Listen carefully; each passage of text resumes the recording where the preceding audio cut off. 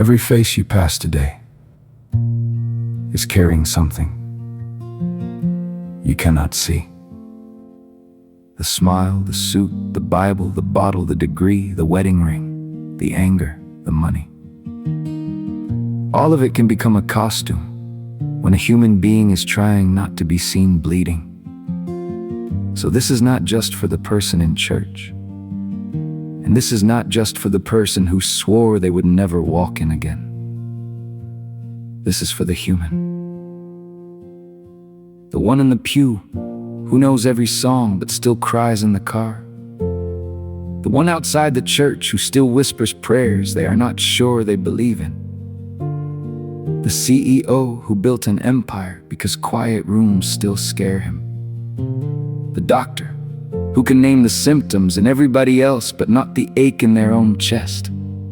The addict counting hours like each one is a mountain. The alcoholic who meant it every time they said they were done. The battered woman who needs to hear this clearly. Love does not require you to disappear.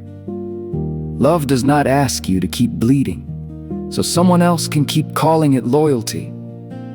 The bully who learned to throw pain before anybody could see they were carrying it. Your wound may explain the armor, but it does not excuse who you cut with it. The father who does not know how to say, "I'm scared," so it comes out as control. The mother who keeps everyone alive while wondering who is holding her. The preacher who is terrified that if people saw the whole truth, they would stop listening. The skeptic who says none of this is real but still feels something move when mercy walks into the room. The rich, the broke, the clean, the relapsed, the loud, the forgotten, the one who hurts people, the one who keeps getting hurt. Listen, pain is not impressed by your title. Shame does not check your bank account. Fear does not care how successful you look. Loneliness can sit in a mansion, a hospital, a basement, a church office, a jail cell, a classroom, or a kitchen at 3 in the morning and still ask the same question. Can I still be loved when the truth is known? And I believe the answer is yes, but not the cheap yes. Not the yes that excuses harm because somebody had a hard story. Real love is stronger than that.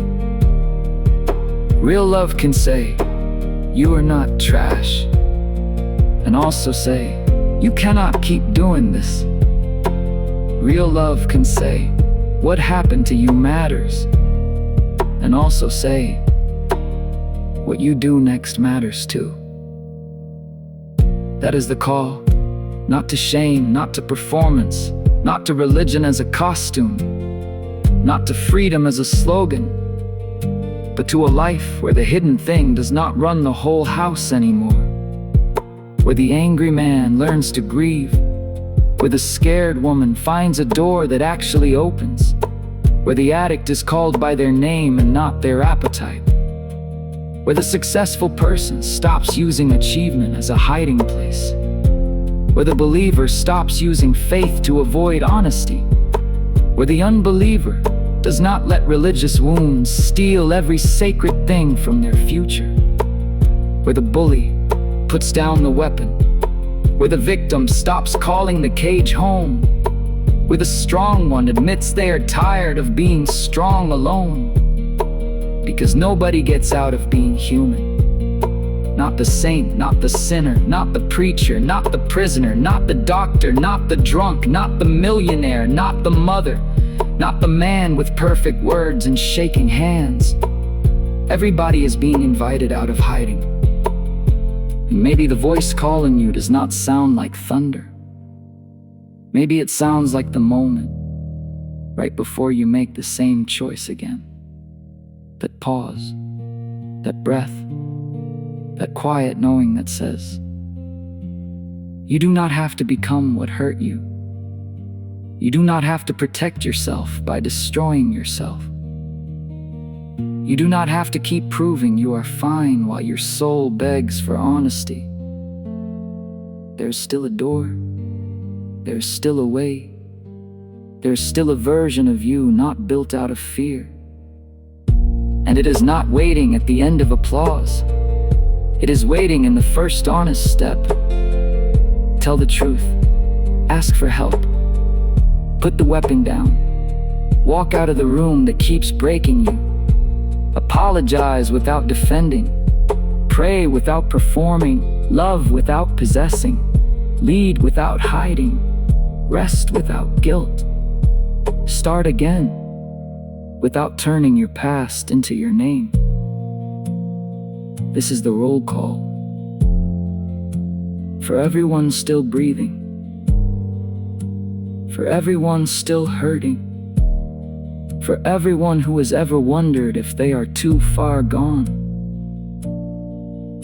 You are not, but you are being called.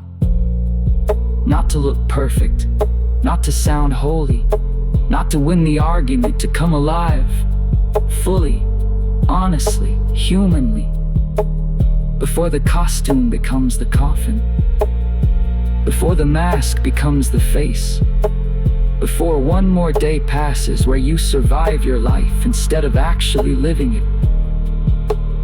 So whoever you are, church or no church, clean or not clean, strong or barely standing, this is your invitation. Step out of hiding. The truth will hurt, but the lie is already killing you. And you were made for more than surviving in secret.